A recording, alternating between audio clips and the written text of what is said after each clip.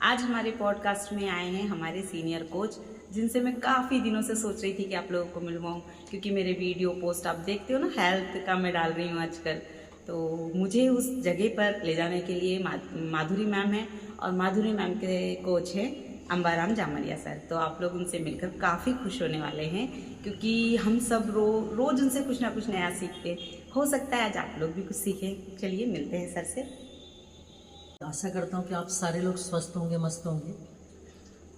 तो सबसे पहले थैंक यू हेमा मैम का, जो आज है ना, उन्होंने उनके घर आने का मुझे मौका मिला, और देन इस बहाने से आप लोगों से बात करने का जैसे आज मुझे मौका मिल रहा है।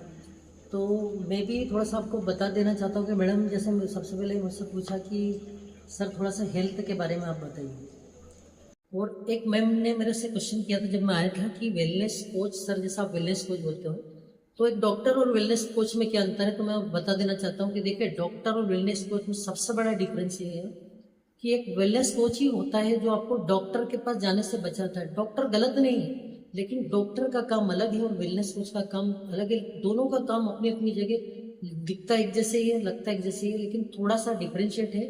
वेलनेस कोच आपको डॉक्टर के पास जाने से पहले आपको बोलते ना, एक अच्छी हेल्दी लाइफ स्टाइल, या में भी आपके हैबिट्स में बहुत सारी चीज़ों में चेंज करके वहाँ जाने से आपको रोक सकता है। लेकिन डॉक्टर के पास आप जब ही जाते हैं जब आप या तो बीमार पड़ेंगे आप, क्योंकि मेरा नहीं मानना है कि कोई खुशी खुशी चलो आज डॉक्टर के पास घूम के आते, कोई नहीं जाता है। तो सबसे मेन चीज़ है कि सबसे पहले आपको डॉक्टर के पास नहीं जाना है, उसके पहले आपको एक वेलनेस कोच, एक अच्छे कोच के पास आप जाइए, उससे टिप्स लीजिए कि सर मैं ऐसा क्या करूं जिससे मुझे फ्यूचर में किस तरह की हेल्थ डिजीज़ ना हो। तो इसका बेस्ट सॉल्यूशन है कि जब आप एक वेलनेस कोच के पास जाते हैं तो 100% वो आपको इसका सॉल्यूशन भी बताते हैं कि सर आपकी जीवन शैली में बदलाव कीजिए, आपका रूटीन सुधारिए, थोड़ा सा एक्सरसाइज कीजिए। तो यही एक वेलनेस कोच का काम है, और उसको बोलता ना, मैं आपको बताया था ना, फिजिकल, मेंटल और सोशल, वो सभी तरीके से आपको परिपूर्ण बनाता है। जो वेलनेस कोच की ड्यूटी यही रहती है। इवन डॉक्टर के पास आप जाएंगे, आपके सिम्टम पूछेगा कि क्या तकलीफ है, क्या है, या तो कोई रिपोर्ट के बेसिस आपको टेबलेट मेडिसिन दे देगा, आप उसको खाते रहिए। तो आपके पास दो ऑप्शन है, इधर आप वेलनेस कोच के पास जाइए या जिंदगी भर दवाइयाँ खाते खाते अपनी जिंदगी बिताइए, आपके ऊपर डिपेंड करता है। सर एक और बात मैं आपसे पूछूंगी, मतलब वेलनेस खाते पीते तो हम सब लोग हैं, और शायद वही सब चीज़ें हम इसमें कुछ नया नहीं खाते हैं, लेकिन हम लोग उसको सही टाइम से और सही तरीके से नहीं खाते हैं। तो हमारी इस कम्युनिटी में हमें शायद यही सिखाया जाता है कि आपको किस टाइम पर क्या चीज़ लेनी है। राइट, ठीक है मैम। जब आप एक जैसे हम लोग का भी एक ऑनलाइन क्लासेस चलाते हैं हम लोग, तो हमारा मॉर्निंग में 5 से 6 ऑनलाइन क्लासेस चलता है, जिसमें आप ऑनलाइन घर से जुड़ के अपने हेल्थ को अच्छा कर सकते हैं। क्योंकि मेरे पास बहुत सारे लोग आते हैं जो मुझे फ़ोन करके पूछते हैं कि सर मैं तो सुबह भागता हूँ, दौड़ता हूँ, और बहुत सारा जिम भी जा रहा हूँ, बहुत कुछ कर रहा हूँ, लेकिन मेरा वेट कम क्यों नहीं होता, मेरा ये फिटनेस क्यों नहीं आ पा रहा है। बहुत सारे ऐसे क्वेश्चन रहते हैं। तो मैं उनको ये बोलता हूँ कि सर आपका, सबसे पहले उनका रूटीन पूछता हूँ मैं कि आपका रूटीन कैसा है। तो कहीं ना कहीं जब उनका रूटीन मैं सुनता हूँ ना, तो मैं बोलता हूँ कि पूरा गड़बड़। तो सबसे पहले हम लोगों का रूटीन सुधारते हैं, मतलब सुबह उठने से शाम को सोने तक की उनकी हैबिट्स को चेंज करते हैं। और मेरा ऐसा मानना है कि जब आप अच्छी अच्छी आदतों को जीवन में और अच्छे अच्छे खाने को जब अपनी आदतों में या अपने रूटीन में अडॉप्ट करते हैं, तो कहीं ना कहीं आपका हेल्थ भी अच्छा होता है, और आपका फिटनेस गोल जो आप लेके आते हैं वो 100% अचीव होता है।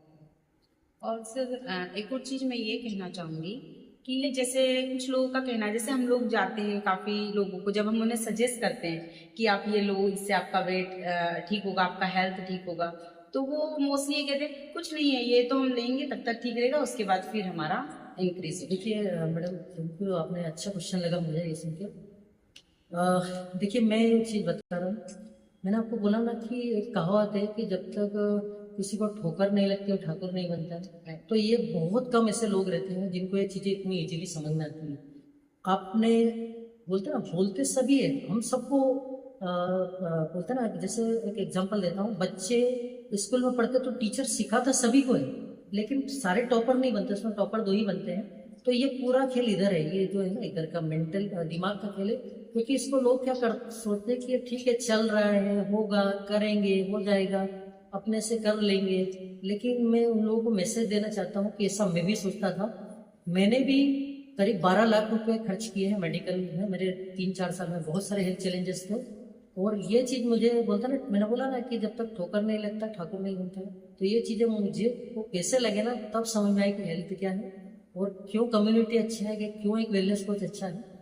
तो ये चीज़ें मैडम उनको बाद में समझ में आएगी जब एक डॉक्टर विजिट होगा। और मैं सब उन लोगों को मैसेज भी देना चाहता हूँ कि यदि आप लोगों को ऐसा लगता है कि हम कर लेंगे, हो जाएगा, तो अभी तक आप कहाँ थे, अभी तक क्यों नहीं हो रहा।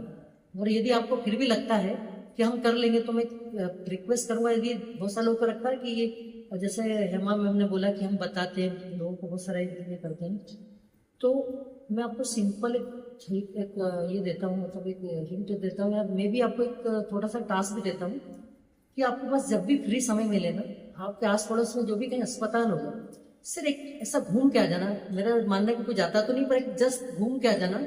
तो मेरा मानना है कि आपको ये चीज़ें फिर कभी ऐसे नहीं लगेगी कि ये चीज़ गलत है,